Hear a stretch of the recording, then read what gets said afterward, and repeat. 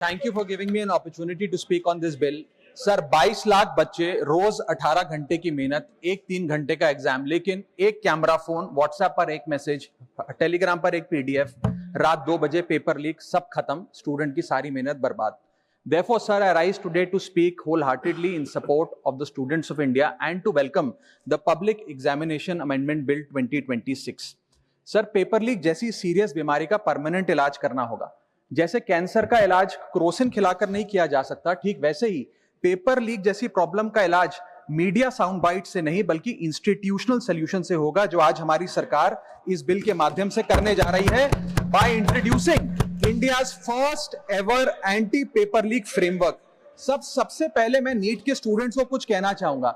आपका गुस्सा जस्टिफाइड है, आपकी पेन रियल है और आपको एग्जामिनेशन सिस्टम से जो कंप्लेंट है वो कंप्लेंट भी जेन्युइन है. Your voice matters. और जब आपने अपनी चिंता व्यक्त करी, अपना दर्द बताया, when you demanded, the honorable prime minister heard that demand, not just as a prime minister but also as a guardian, परिवार के मुखिया की तरह उस बात को सुना.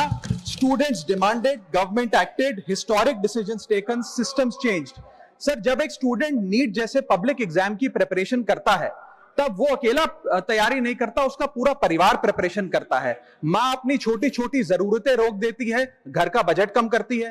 पिता फैमिली की सेविंग्स को कोचिंग फीस, रेंट और टेस्ट सीरीज पे खर्च करता है.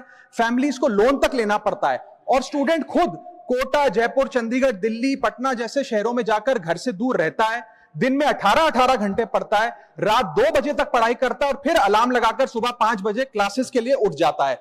परिवार से दूर, कोई सोशल लाइफ नहीं, कोई त्योहार फेस्टिवल नहीं, सोशल मीडिया, फ्रेंड से दूर, और अपनी स्लीप और अपनी हेल्थ से भी कॉम्प्रोमाइज करता है, क्योंकि उसे पता है कि जब वो पेपर लिखेगा तो सिर्फ पेपर नहीं, अपनी फैमिली के लिए एक बेटर फ्यूचर लिखने जा रहा है. फिर एक दिन एग्जाम की तारीख पर उसे पता लगता है कि 3 साल से वो जिस पेपर की तैयारी कर रहा था वो पेपर किसी ने पहले ही पैसे देकर हासिल कर लिया, पेपर लीक हो गया. और इस समय सर सिर्फ पेपर लीक नहीं होता, उस स्टूडेंट का मेहनत, उसकी ड्रीम्स, उसकी सेल्फ बिलीफ, उसका ट्रस्ट, उसकी एस्पिरेशंस, ये सब लीक होती हैं और उसकी मेंटल और फिजिकल हेल्थ पे असर पड़ता है. I understand that pain sir, because मैं खुद भारत के अभी कुछ साल पहले ही भारत के एक पब्लिक एग्जामिनेशन सिस्टम का स्टूडेंट रहा, चार्टर्ड अकाउंटेंसी का.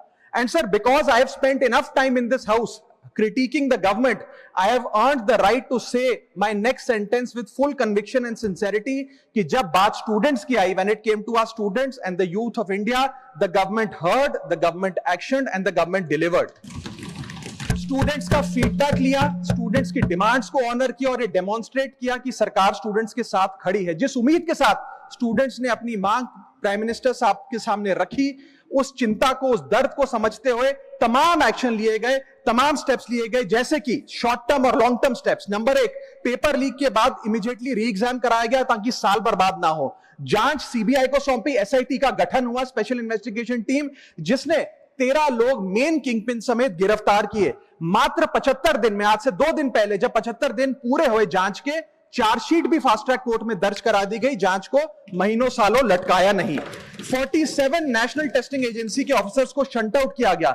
एजुकेशन सेक्रेटरी का तबादला हुआ, यहां तक कि मॉरल ग्राउंड्स पे हमारे ऑनरेबल होम एजुकेशन मिनिस्टर ने इस्तीफा तक दिया और स्टूडेंट प्रोटेस्टर्स के खिलाफ जो केसेस थे उन्हें विड्रॉ किया गया. बीरीड फैमिलीज, जिसके अपने किसी घर के बच्चे को, किसी स्टूडेंट को खो दिया, उसको कॉम्पनसेशन दी जा रही है. एग्जाम सिक्योरिटी प्रोटोकॉल्स को स्ट्रेंथन किया जा रहा है और अगली बार से ये नीट का पेपर ओएमआर शीट से नहीं बल्कि फुल्ली कंप्यूटर बेस्ड टेस्टिंग से कराया जाएगा ताकि remotest chance of paper leak भी एलिमिनेट कर दिया जाए. इसी के साथ साथ सरकार ने एक हाई पावर टास्क फोर्स का गठन किया है जो फर्दर रिफॉर्म्स अंडरटेक करेगी कि भारत के पब्लिक एग्जामिनेशन सिस्टम की इंटेग्रिटी को कैसे प्रिजर्व और प्रोटेक्ट किया जाए. और इसमें इंडिया के मोस्ट अक्लेम्ड एक्सपर्ट्स जैसे कि नंदन नीलकनी साहब को समिति में डाला गया है. इसी के साथ साथ डेटरेंस क्रिएट करने के लिए, अपराधी के मन में खौफ पैदा करने के लिए एक ऐसा कानून लेकर आज सरकार सदन में आई है जिसके पास होने के बाद कोई अपराधी सपने में भी यदि पेपर लीक करने का सोचेगा तो उसकी रूह कांप जाएगी. पहली चीज, पेपर लीक को एक इंडिविजुअल द्वारा किया गया क्राइम नहीं बल्कि एक ऑर्गेनाइज्ड सिंडिकेट नेटवर्क द्वारा किए गए क्राइम के तौर पे ट्रीट किया जाएगा, जिसमें इंसाइडर हो, कोचिंग माफिया हो, लॉजिस्टिक वेंडर हो, प्रिंटिंग प्रेस हो, सॉल्वर गैंग हो, एग्जाम ऑफिशियल्स हो, सब पर कार्रवाई होगी। सबको दोषी करार देने के बाद, गिल्टी करार देने के बाद 10 साल तक की जेल होगी और 10 करोड़ रुपए तक का जुर्माना लिया जाएगा। सारे ऑफेंसेस को cognizable, non bailable, non compoundable बनाया गया। एक स्पेशल टास्क फोर्स का गठन किया गया कि अब कभी भी यदि पेपर लीक की संभावना भी उत्पन्न होती है तो यह स्पेशल टास्क फोर्स जांच करेगी और यह इन्वेस्टिगेशन सालों साल नहीं लटकाई जाएगी। 2 महीने के अंदर अंदर से इस इन्वेस्टिगेशन को कंप्लीट करना होगा।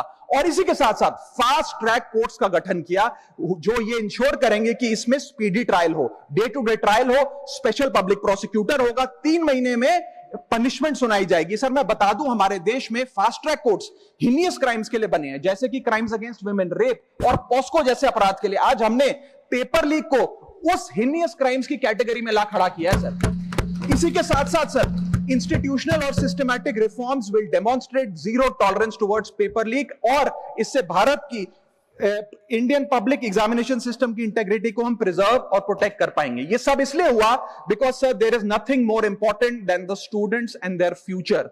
Sir their voices mattered, their voices were heard and systematic and systemic changes have been brought in. उनकी आवाज को, स्टूडेंट्स की आवाज को कोई पॉलिटिकल चैलेंज नहीं बल्कि एक परिवार की भीतर की चिंता की तरह समझकर, जैसे घर के बच्चे घर के बड़े से अपनी चिंता व्यक्त करते हैं, दर्द व्यक्त करते हैं, डिमांड्स रखते हैं, ठीक वैसे ही सरकार ने ये तमाम फीडबैक लेते हुए एक्शन लिया। Sir Benjamin Franklin American philosopher, statesman, diplomat रहे, उन्होंने कहा था well done is better than well said. सालों तक इस देश में पेपर लीक होता आया लेकिन सिर्फ डिस्कशन और सिर्फ साउंड बाइट हुई। आज एक्शन हो रहा है, सिस्टमैटिक रिफॉर्म्स आ रहे हैं और भारत का पहला एंटी पेपर लीक फ्रेमवर्क बनके तैयार है और आपके सामने है। सर इसी के साथ साथ पेपर लीक किसी एक पार्टी का, किसी एक सरकार का ऑफिसर या मिनिस्ट्री की देन नहीं है और ये कोई 2026 का फिनोमेना भी नहीं है। सर मैं बता दूं कि सर जब बात अकाउंटेबिलिटी की हो, मोरालिटी की हो, जवाबदेही की हो, तो इसलिए इससे जब बात अकाउंटेबिलिटी की हो, मोरालिटी की हो, जवाबदेही की हो, तो सर ये इससे तय नहीं होना चाहिए कि पेपर लीक कौन से राज्य में हुआ, कौन सी मिनिस्टर के अंडर हुआ, कौन सी पार्टी में हुआ, क्योंकि ये एक पैन इंडिया ऑर्गेनाइज्ड क्राइम है, क्रॉनिक डिजीज है। मैं ये बात इसलिए कह रहा हूं क्योंकि 19 जुलाई 2026 को, आज से मात्र 10 दिन पहले, पंजाब के अंदर एक फार्मेसी ऑफिसर रिक्रूटमेंट का एग्जाम हुआ। उसमें मैसिव इरेगुलरिटीज देखी गई, ब्लूटूथ डिवाइसेस के माध्यम से लाइव चीटिंग चल रही थी और चीटिंग सिंडिकेट वो चीटिंग फैसिलिटेट कराने के लिए 13 लाख रुपए का रेट चार्ज कर रहा था। यही नहीं सर, आम आदमी पार्टी की सरकार जब पंजाब में बनी तब से अभी तक नायब तहसीलदार के एग्जाम में इरेगुलरिटीज देखी गई और लार्ज स्केल चीटिंग हुई। पंजाब स्टेट एजुकेशन बोर्ड में 12वीं क्लास का इंग्लिश का पेपर लीक हुआ। पीएसटीटी स्कूल टीचर रिक्रूटमेंट का एग्जाम का पेपर लीक हुआ। पीएसएसबी के ग्रुप ऑफिसर के रिक्रूटमेंट का एग्जाम लीक हुआ। एग्रीकल्चरल डेवलपमेंट ऑफिसर की रिक्रूटमेंट का एग्जाम लीक हुआ और एक्साइज और टैक्सेशन इंस्पेक्टर की रिक्रूटमेंट की मेरिट की लिस्ट जब आई तो उसमें फर्जी नाम डाल के जारी कर दिया गया। सर मैं आ रहा हूं, अब मैं कांग्रेस में आ रहा हूं। आप कांग्रेस का सुनिए सर, मेरा समय खराब कर रहे हैं। आप बोले ना, बोले आप बोले। सर जब सर कांग्रेस की कर्नाटक में सरकार है, इसी साल जनवरी 2026 में एसएसएलसी का पेपर हुआ। इसी साल कर्नाटक में कांग्रेस की सरकार के अंडर एसएसएलसी का पेपर हुआ, पेपर लीक हुआ और वो पेपर ऑनलाइन 200 रुपए में स्टूडेंट्स को बेचा जा रहा था। हिमाचल प्रदेश में HP state selection commission recruitment exam का पेपर कांग्रेस के कार्यकाल में लीक हुआ। अब आप सुनिए सबसे चौंका देने वाली घटना। सर सबसे शॉकिंग और सैड बात यह है कि 2016 में कर्नाटक में जब कांग्रेस की सरकार थी तब वहां पे 12वीं कक्षा का प्री यूनिवर्सिटी कॉलेज का 12th का केमिस्ट्री का पेपर लीक हुआ। ये क्लासरूम का पेपर नहीं था सर, ये स्टेट बोर्ड एग्जाम था। ये स्टेट का एग्जाम जब पेपर लीक हुआ, बच्चे एग्जाम देकर घर आ गए, पता लगा पेपर लीक हो गया, पेपर कैंसिल कर दिया। 20 दिन बाद री एग्जाम कराया गया, री एग्जाम का पेपर भी लीक हो गया और उसके बाद रात को 3:30 बजे वो पेपर व्हाट्सएप पे घूम रहा था, री एग्जाम को भी कैंसिल करना पड़ा। इसके बाद जब जांच हुई, स्टेट सीआईडी ने जांच करी तो 3 लोगों को अरेस्ट किया, जिसमें कर्नाटक सरकार के मेडिकल एजुकेशन मिनिस्टर डॉक्टर शरण पाटिल का पीए खुद शामिल था। पीए 10-10 लाख रुपए लेकर पेपर लीक कर रहा था। उसके बाद जब मंत्री जी से पूछा गया कि आप इस्तीफा क्यों नहीं देते, आपकी मॉरल और डायरेक्ट जिम्मेदारी बनती है आपके दफ्तर का, आपका पीए पेपर लीक कर रहा है, आप क्यों नहीं इस्तीफा देते? तो उन्होंने कहा कि there is no question of resigning, अगर कुछ गलत हुआ है तो वो मेरे पीए का पर्सनल मैटर है, उसकी पर्सनल लाइफ है। वहां सर ऑफिस गवर्नमेंट का, डेजिग्नेशन गवर्नमेंट की, एक्सेस गवर्नमेंट का, बट अरेस्ट की बात आई तो पर्सनल लाइफ का मैटर है। और आयरनी देखिए, आज 2026 में कर्नाटक में फिर कांग्रेस की सरकार है और डॉक्टर शरण पाटिल फिर मंत्री हैं और उसी विभाग के मंत्री हैं, मेडिकल एजुकेशन विभाग के मंत्री। ये है स्टैंडर्ड ऑफ अकाउंटेबिलिटी सर। सुन लो, उसी के साथ साथ 2004 से 2014 के बीच में जब यूपीए की सरकार थी तो कांग्रेस के कार्यकाल में दर्जनों एग्जाम्पल हैं, डॉक्यूमेंटेड एग्जाम्पल हैं पेपर लीक के सर, जिसमें मुख्य तौर पर AIIMS post graduate medical entrance exam 2006 में लीक हुआ, रेलवे रिक्रूटमेंट बोर्ड का एग्जाम 2009 का लीक हुआ, all India engineering entrance exam 2011 UPA के कार्यकाल में लीक हुआ और SSC combined graduate level exam 2013 leak हुआ। सर इस पीरियड में उस समय की यूपीए सरकार ने क्या किया? कोई अकाउंटेबिलिटी एस्टैब्लिश करी, कोई एग्जाम सिक्योरिटी आर्किटेक्चर को ओवरऑल करने के लिए कोई कानून लाए, कोई dedicated anti paper leak law लाए? कुछ नहीं लाए। सर मैं एक बात कहना चाहता हूं सर, पॉलिटिकल मेमोरी सिलेक्टिव हो सकती है, पब्लिक रिकॉर्ड सिलेक्टिव नहीं हो सकता। अगर नेशनल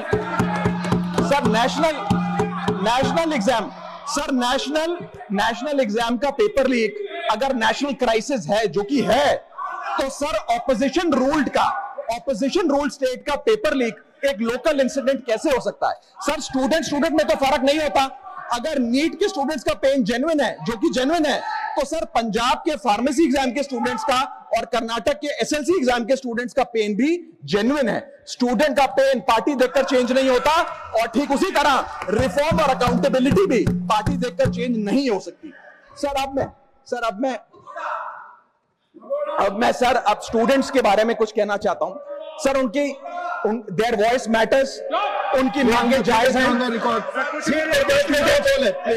सर। स्टूडेंट्स द्वारा प्रोटेस्ट करना, सवाल पूछना, डिमांड रेस करना, कोर्ट जाना, पीसफुल मार्च निकालना, ये सब उनका संवैधानिक अधिकार है और ये करना भी चाहिए। लेकिन सर स्टूडेंट का प्रोटेस्ट स्टूडेंट का रहे, किसी पॉलिटिकल पार्टी की रैली ना बन जाए, वे अपना माइक किसी को आउटसोर्स ना करे, क्योंकि सर स्टूडेंट की लड़ाई तो एग्जाम सिस्टम को सिक्योर बनाने की है, नेताओं की लड़ाई अपनी सोशल मीडिया रीच बढ़ाने की है। सर जब पॉलिटिकल लीडर्स प्रोटेस्ट के टाइम पर बैरिकेड के आगे स्टूडेंट को भेज खुद कैमरे की सेफ साइड पे रहें, तो उनसे पूछिए कि रिस्क मेरा और रील तुम्हारी, ये पार्टनरशिप कैसी? सर स्टूडेंट का मूवमेंट स्टूडेंट के फ्यूचर के लिए है, किसी फ्लॉप पॉलिटिकल पार्टी के कमबैक के लिए नहीं है सर। और जो पॉलिटिकल पार्टी के अपने खुद के फ्यूचर का आता पता नहीं, वो स्टूडेंट के फ्यूचर की क्या लड़ाई लड़ेगी सर। स्टूडेंट्स को जस्टिस चाहिए, पॉलिटिकल पार्टी को फुटेज। स्टूडेंट को एग्जाम सिक्योर करना है, पॉलिटिकल पार्टी को वायरल क्लिप।